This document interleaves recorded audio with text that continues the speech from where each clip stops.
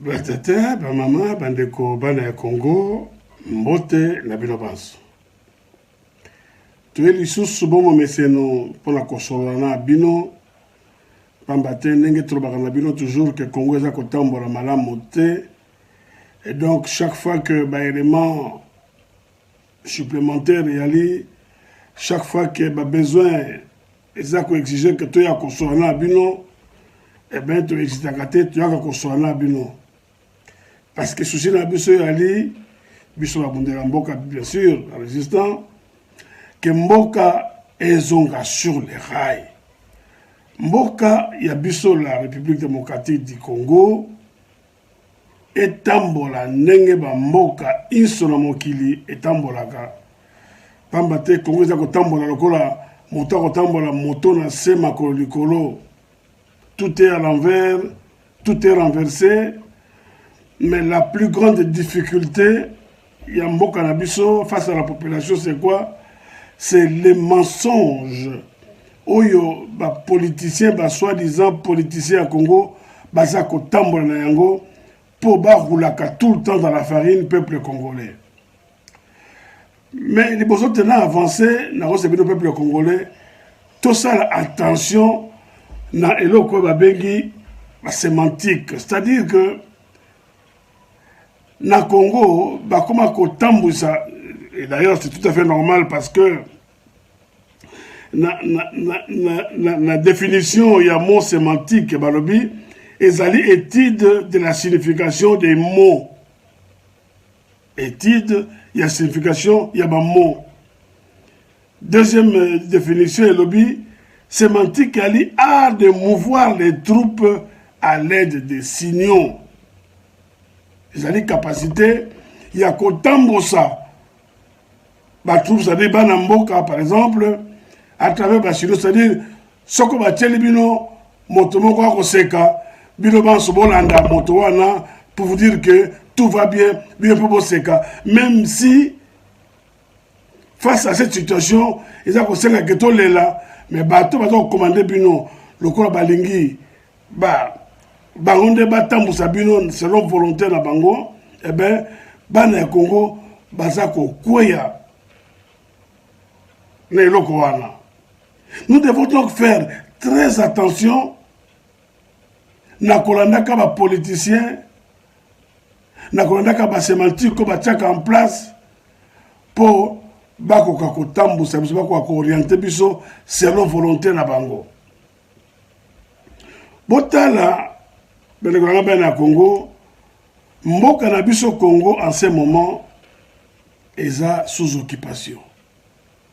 Mais c'est maintenant que les politiciens congolais vont dire que Mboka est sous occupation. Biso au niveau de la résistance, bien entendu avec M. Laurent Nzaboko Atumba, ça fait des années que Mboka est sous occupation. Mais comme la vérité est têtue, aujourd'hui, même ceux qui nous ont vilipendés à l'époque, même ceux qui nous ont présentés comme étant des plaisantins, des menteurs, et que sais-je encore, aujourd'hui, parlent le même langage que Bissot. Et pourtant, et Ali Bato et Bonga qui, dans un premier temps, va se remettre en cause en disant « Nous avons induit le peuple en erreur ». Le peuple congolais n'a pas été la vérité en Goyo. Et que cette même vérité-là a été d'abord et avant tout mise sur la place publique par telle personne morale ou physique. L'honnêteté aurait obligé, soi-disant politiciens, on va parler de l'occupation, on va parler de la guerre, on va parler de l'agression.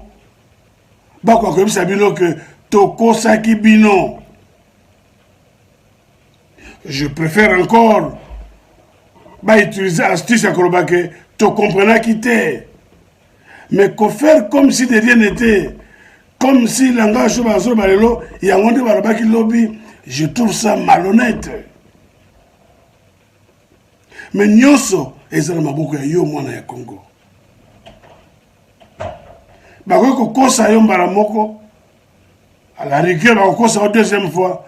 Mais la troisième fois, bako kosa yo te. Naba Congo, il y a une expression moko et le bakali kambuya. Nkuto zoa. Poche ya zoba. Batia kamaboko. Mbala mi balete. Soko tient le boko la poche zoba mbala liboso. Tamuso ako seka. Mais mbala mi balé. Ako bloqué pour dire. Oh, eza poche nanga. Kokotsa le boko na poche nanga ite. Osi mabiloko nanga ye. Bongo. Biso bana ya Congo batoyo. Toali bazoba te. Comment toyo komitika. Te bato. Oyo pona ba intérêt na bango bakoya ko manipuler biso bana Congo mikolo meuti oleka wa boye to moni ma leki na ba Goma la partie est kuna où la population est élémie pour ebenga na MONUSCO parce que ba moni rôle oyo MONUSCO zo jouer na kata mboka na biso eza ko mona la te. Organisation des Nations Unies est une d'abord MONUC, une frange à Batolabango, donc mission MONUC, MONUC, je crois que c'est ça, mission onusienne au Congo, voilà, mission onusienne au Congo. Après, tant que moi écrit pour ça, quoi que Kota, Bongoli Kazakh, comme MONUSCO, mission des Nations Unies, pour la stabilisation du Congo. Banda, babimisa le slogan pour dire stabilisation du Congo. L'entendement de la bino pe na nenga comme la bino ba na Congo. Et donc on dit stabiliser le Congo. Qu'est-ce que ces gens ont stabilisé? Dépense, il y a 1 milliard par mois, croyez-moi, c'est le Congo qui prend en charge cette dépense-là. À travers le mécanisme en place, l'extraction minérale, tout ça. C'est-à-dire que Congo et Futaka, battu à MONUSCO 1 milliard par an. 1 milliard oyo, et Kokaki, et ça la Makamou. Sous la Katambo Kawana, Tokabela Kayango, battu à MONUSCO, oyo, Basala Keloko Malongate, pour nous Congolais. Au contraire, on est allé à la base. Il y a infiltration, il y a des troupes étrangères. Et que sais-je encore? Botala, troupe groupe armé M23, qui est un mouvement armé étranger, typiquement rwandais, continue à Congo, même pas le pouvoir, même le porte-parole du gouvernement, même le chef de l'État, quand il parle du M23, il faut parler de rebelles. Les rebelles du M23. Mais attendez, il y a quelque chose qui tourne pas rond. Tout à l'heure, tout ça l'attention à la sémantique. Bozo d'un côté, que Bazali ba Rwandais. Bon, Bozo ben ba rebelle, c'est-à-dire quoi? Parce qu'un rebelle, il y a les mois Namboka, Oyo, à se rebeller justement, à Tomboki, contre le pouvoir établi. À ça, moi Namboka. À téléméler pouvoir en place, paix à Zumandoki. Babengi est rebelle. Mais un étranger qui prend des armes pour attaquer notre pays, c'est un agresseur. Alors, bazo floué bino, na kobenga bango ba terroriste. Non. Utilisons les termes convenables. Les agresseurs rwandais du M23. C'est comme ça que le gouvernement doit les appeler, doit les identifier. Mais par contre, vous avez noté que les rebelles du M23, il n'y a pas de rebelles du M23 qui tiennent. Il y a des agresseurs rwandais du M23 qui tiennent la route et qui est véridique. Alors, je disais que Botala Makambo et Outiko Leka, na Est pas wapi population à Tomboki, parce que à moni rôle oyo, MONUSCO a joué impact, il y a rôle sur le terrain, exalité, eh bien, population à Télémi. C'est très bien. J'encourage et j'applaudis de deux mains. Courageux, Bataïs, la Zabazui, contrairement à Kinshasa, je veux dire Bas Congo, Bandundu, Batele Magate, Kaka, Kosala, je ne vais pas commencer à dire des sottises ici, mais en tout cas, vous savez, les Seigneurs de la Mboka, et l'Okoni, ni Bossara na Kinshasa, et l'autre Bossara na Bas Congo, et l'autre Bossara na Bandundu, et l'autre Bossara na Kassai, et l'autre Bossara na Ozaïr, et j'en passe. Mais, ba autorité ya Mboka na biso, pe ba autorité ya ONU, c'est-à-dire la communauté internationale, est-ce que réaction de la population et attirer peut-être l'attention à Bango? Est-ce que baza na volonté il y a qu'à faire changer Makambo pour prendre en considération justement désidérater la population par rapport à notre peuple à Télémaki? Je ne pense pas. Je ne pense pas. Parce que nous avons suivi ma déclaration, il y a monsieur Pierre Lacroix, lié la réaction de la population. Il parle de la collaboration entre la MONUSCO et le gouvernement congolais. Nulle part dans la déclaration a sali allusion à la population ou même à regretter ce qui est arrivé à la population ou à présenter des excuses. Et pas la population a désapprouvé justement la présence de la MONUSCO sans impact réel sur le terrain. Et dans tout ça, le ministre de la Communication et porte-parole du gouvernement a lobby que la population est en Kanda par rapport à l'agression Oyo. Le Congo est à subir. Bon, on a bien. Hein? Alors, la population est en Kanda par rapport à l'agression Oyo. La République démocratique du Congo est à subir l'agression Oyo. As une victime à travers le Rwanda et le M23. Bon, on a bien nuance. Alors, c'est que le Rwanda nous agresse.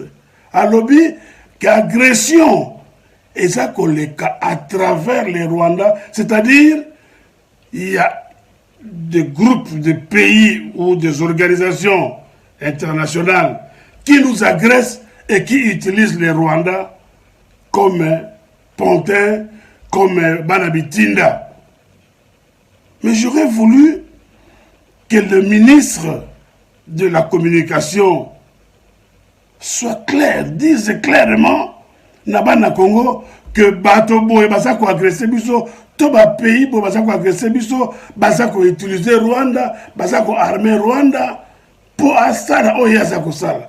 Pourquoi n'a-t-il pas eu le courage de dire ce qu'il dit, agression dont le Congo est victime à travers les Rwandais et les M23, c'est-à-dire que volonté à quoi agresser Congo et outil na Rwanda té, volonté à quoi agresser Congo et outil na M23 T, et il y a là bateau moko sima, bateau physique ou moral, ou bas pays, ou bas organisation comme je l'ai dit tout à l'heure, qui alimente les Rwandais, qui arme les Rwandais, qui pousse les Rwandais, qui dicte le Rwanda, oh c'est une bataille contre le Congo. Eh bien, comme toujours, les gens vont dire, oh monsieur là, qu'est-ce qu'il raconte? Mokonini, monsieur Lacroix, Alobaki, Malobanaye, à s'excuser par un peuple. Dans Malobanaye, il s'en fout de la population congolaise, il ne parle que des autorités. Mais si Kawapi, monsieur le ministre a lobby que le Congo est attaqué à travers les Rwandais.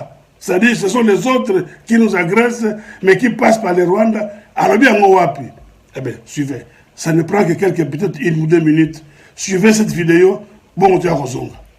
C'était une occasion aussi de parler de la manière dont nous pourrions tirer les leçons de ce qui s'est passé et travailler ensemble pour que ça ne se reproduise plus et pour que le travail commun entre les autorités congolaises, au service desquelles, évidemment, est la MONUSCO et la mission et la MONUSCO, soit renforcée, que la coordination soit plus régulière, plus fluide, de manière à ce que, ensemble, nous soyons plus efficaces au service des objectifs des autorités congolaises. Et de ce point de vue-là, il y a une très grande disponibilité de la part de son Excellence le Président de la République, et je l'en remercie. J'ai tenu à saluer aussi son engagement dans... Le Président de la République a été franc et sincère pour apporter la frustration du peuple congolais au regard des dernières déclarations, mais aussi par rapport à l'évolution sur le terrain, parce que l'élément déclencheur de tout ceci, c'est l'agression dont est victime la RDC à travers le Rwanda et les M23, parce que l'élément déclencheur de tout ceci, c'est l'agression dont est victime la RDC à travers le Rwanda et les M23, parce que l'élément déclencheur de tout ceci, c'est l'agression dont est victime la RDC à travers le Rwanda et les M23. C'était aussi l'occasion de regarder ce qui n'a pas marché finalement dans le partenariat, parce que dans un partenariat, tout n'est pas forcément rose. Évidemment, il y a eu des petits soucis de communication, mais c'est des choses qui seront réglées parce que c'est l'avenir qui est le plus important. Pour les événements qui sont passés, il y a un engagement clair et le président de la République a insisté dessus, que des responsabilités devraient être établies rapidement pour que nous puissions être fixés sur ceux qui ont été à la base à la fois de la mort des Congolais et des casques bleus, de sorte que cette question puisse être réglée, mais que par la suite, le président de la République a redit, conformément à ce qu'il avait partagé hier dans sa communication au Conseil des ministres, la volonté de la République démocratique du Congo de continuer son partenariat stratégique avec les Nations Unies. Voilà.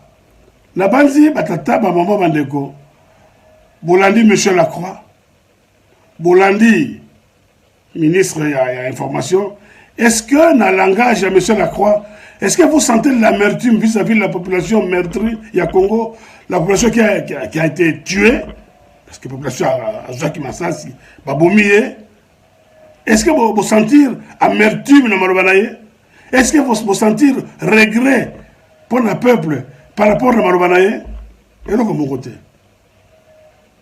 Est-ce que ce que je dis, que ce sont les autres pays, que ce sont les organisations qui nous agressent, mais qui utilisent les Rwandais et les M23 pour se faire. Est-ce qu'il y en a aussi, pour l'andi ministre Nengalobi, que nous sommes agressés à travers, c'est-à-dire, Rwanda a une décision pour agresser Bisso. Batinda Ende Kotinda. Alors que dans le cas de Congo, le Loyo, parlant, faisant encore allusion, toujours dans la sémantique, on vous casse les oreilles déjà. Nous sommes au mois d'août, au début du mois d'août 2022. On casse les oreilles avec le mot élection, élection, élection. Est-ce que dans un pays, on ne peut parler que des élections ou lorsqu'on donne un mandat à un pouvoir, à un gouvernement, sa mission première les alliés à Kotamou Samboka, ça de façon que le peuple a se retrouver, en fait, passer à Moussala pour le bien-être de la population. J'ai vu encore Mbosso, lorsqu'il s'adresse à la population, et puis, c'est dommage, hein, d'un côté, le peuple congolais, par exemple, fustigé, attitude, il y a des talibans, c'est comme ça qu'on les appelle, ceux qui sont imbus d'eux-mêmes et qui pensent que ce pouvoir est un pouvoir de Balouba. Donc, pour ça qu'on fustige le tribalisme, Mbosso, qui va parler, je ne sais à qui dit « vous les miens ». Mais c'est grave. Vous les miens, c'est-à-dire, Bilo Mandegoranga Bayaka, Bilo Mandegoranga Batamandundu, Bilo Mandegoranga Basuku, Sobanani, vous le mien. Parce que, voilà, ça, le langage politicien il y a ça qui occupe ma fonction, il y a ça qui occupe à quoi tenir. Et puis, ce qui est bizarre, c'est que président, il y a une institution, l'Assemblée générale, l'Assemblée nationale, voulais-je dire, le Parlement, la Chambre basse. À comment, à Talakou, utilisons l'expression bien connue des Congolais, à Talakou, il y a le président de la République.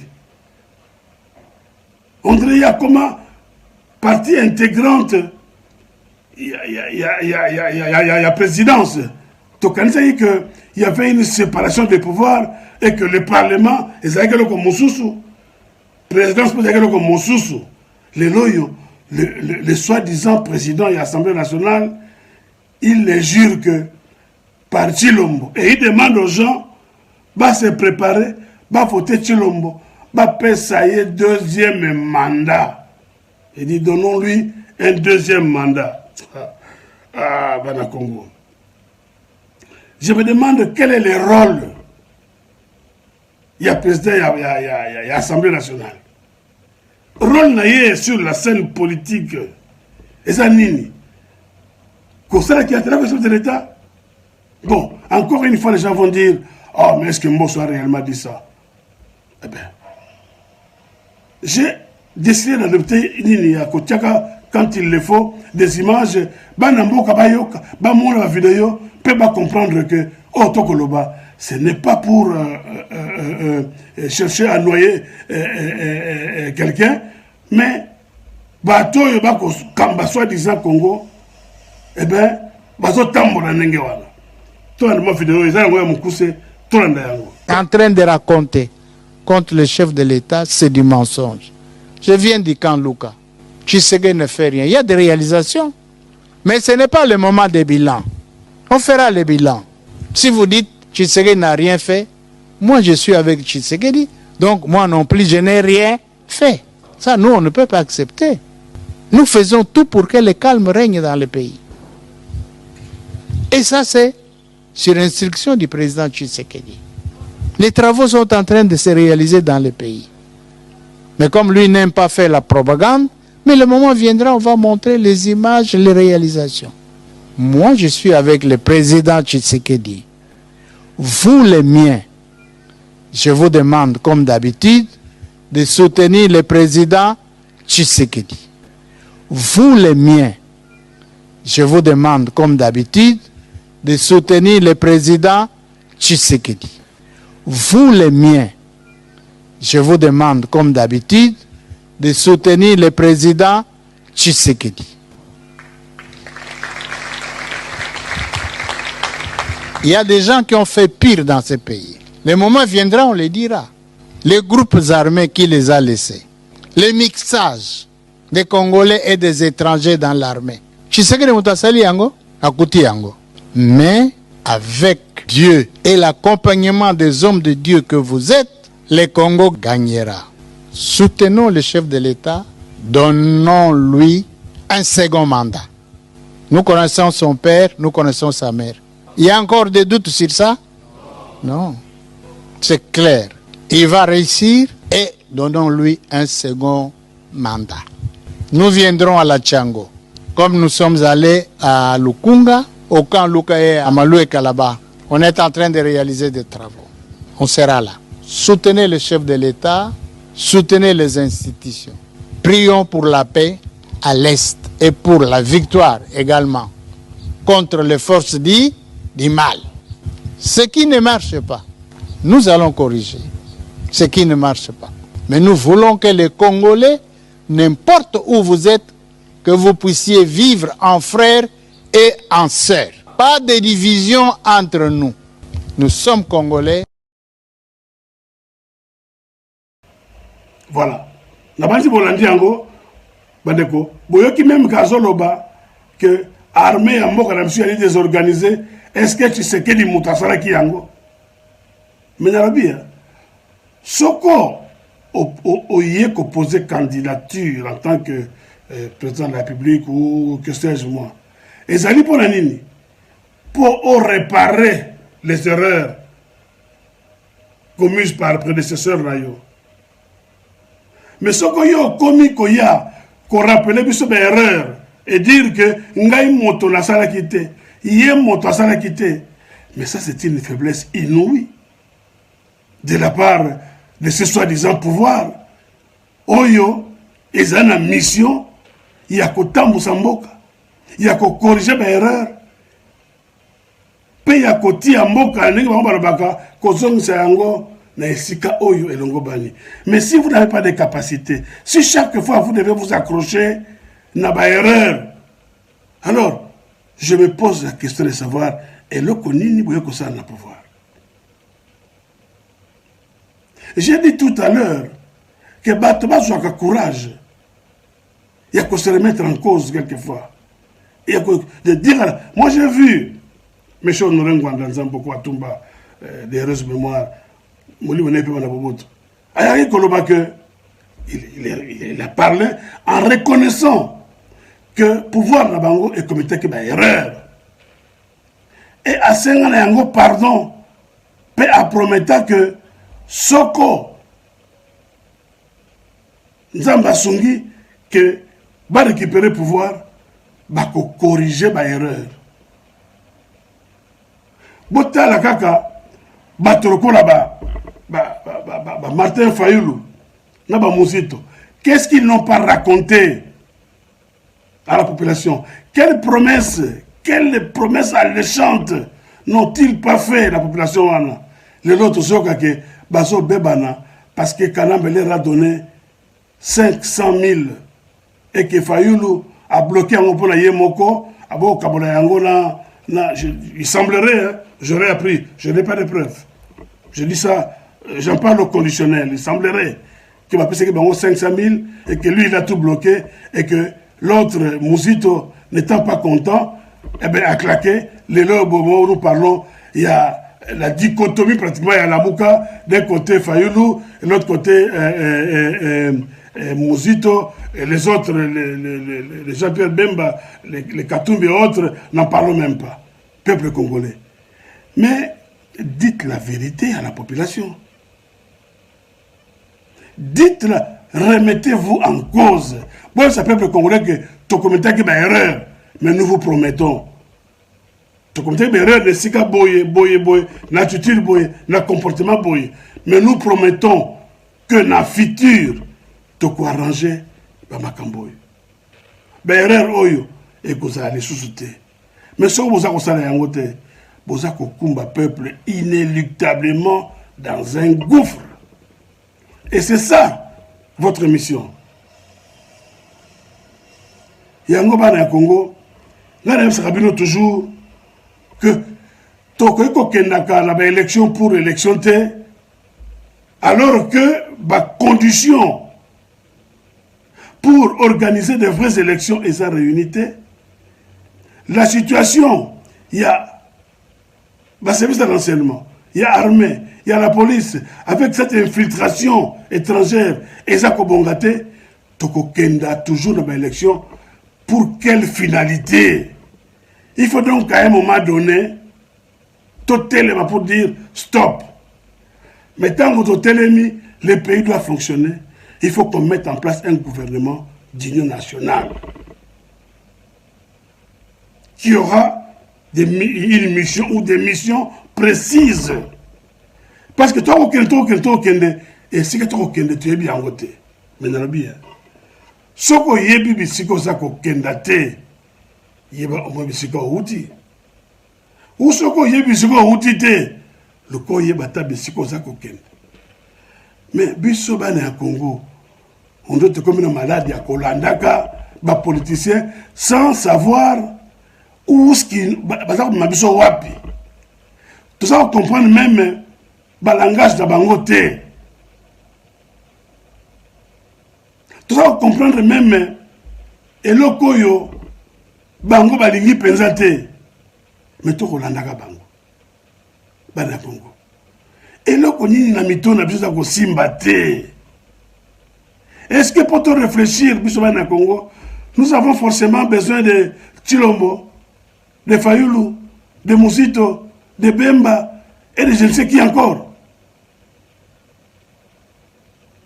Il faut d'abord que Batoana va se remettre en cause. Ça, c'est ce qu'on appelle dans le poto amende honorable. Tant que Bakosala Yangote, eh bien, Bazako bénéficier. Na appui na bisoté.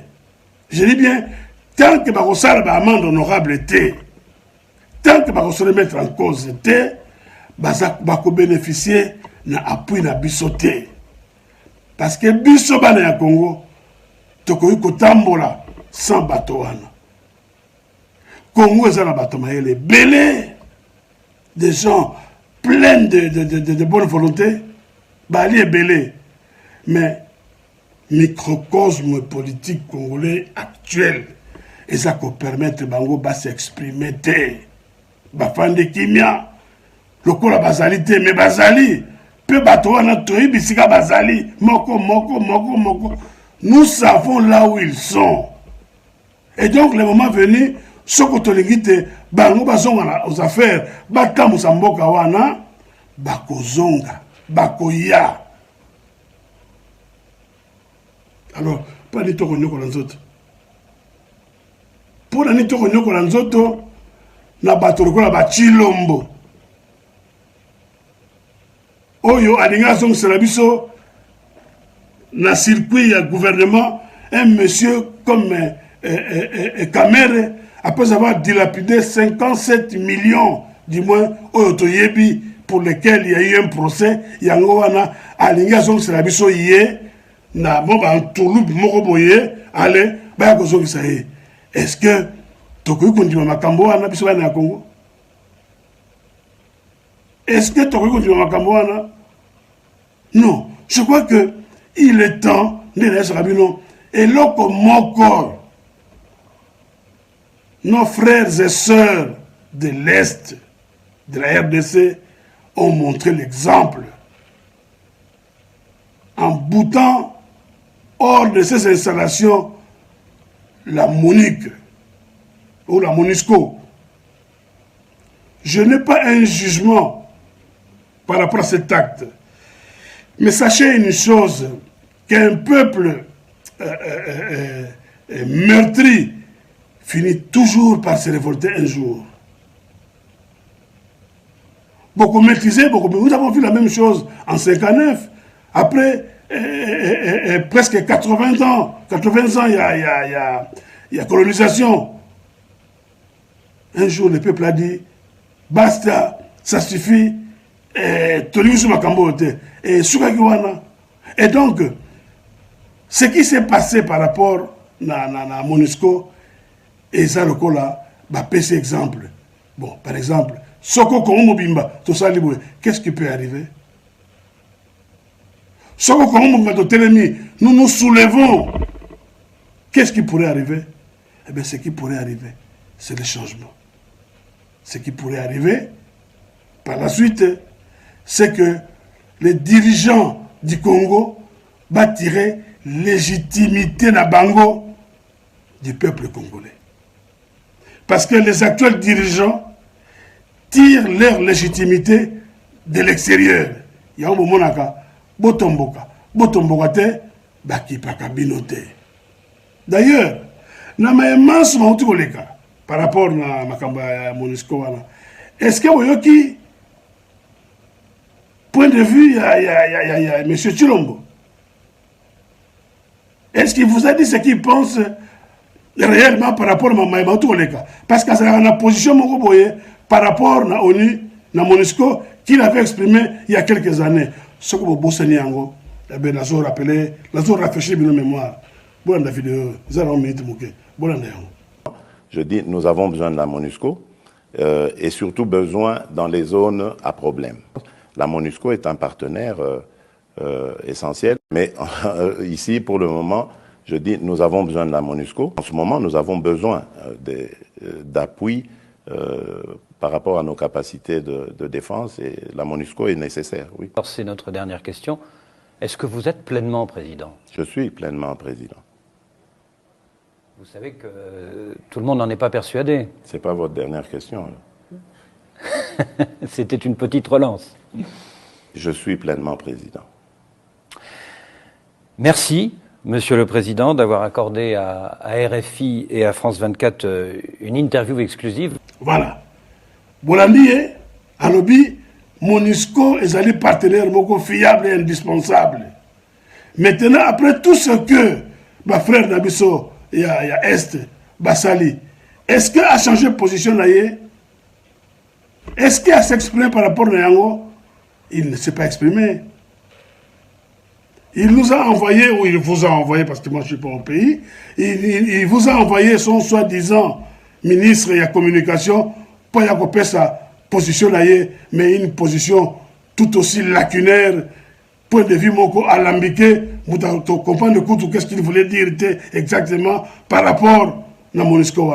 Personne n'a compris. Du moins, en tout cas, moi, je n'ai pas compris. Et là, il y a consistant, on porte-parole à l'objet. Quelle est la position exacte de pouvoir en place par rapport à Makambouana et Ebanité. Donc,